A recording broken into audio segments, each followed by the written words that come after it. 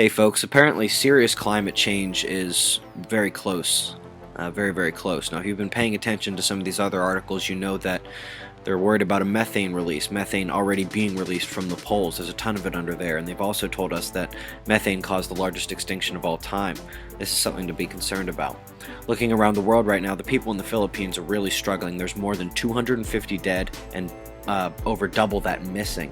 And those numbers are expected to rise. Take a look at what this tropical depression did and is doing. Coming on land, chilling, moving back, and only then moving forward. The aftermath, the flooding, the flash floods are really giving these people a hard time. Going over here to the Caribbean plate region, we had a couple of 5-pointers last night and this morning in Puerto Rico. You might remember yesterday we were pointing out these two opposite side of the Caribbean plate earthquakes 4.0, and when that happens on opposite sides, usually somewhere there's a bigger one in the next day or two. Hopefully that's it, and we won't see any more activity in the Caribbean region. Folks, we've had a lot of questions about the disconnecting tail of this comet. We've heard some very, very serious explanations, but there's a very simple one. Alright, now watch here. As we move this closer, there's going to be a second little tail that comes off to the left. You can see it start to emerge now.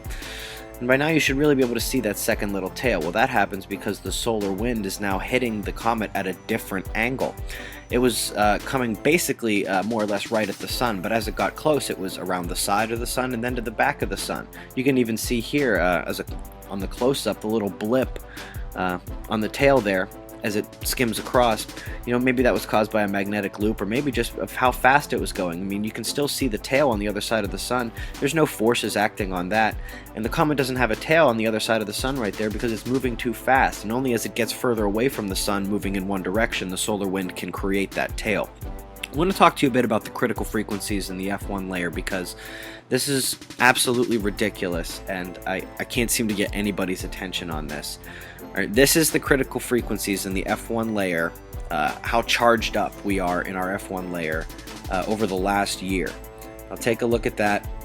We're going to go back all the way past the last solar maximum, back to 1999, 1998.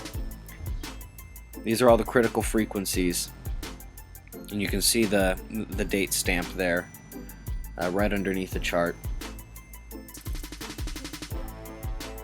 Even as we get back into the last solar maximum, look, it was barely higher.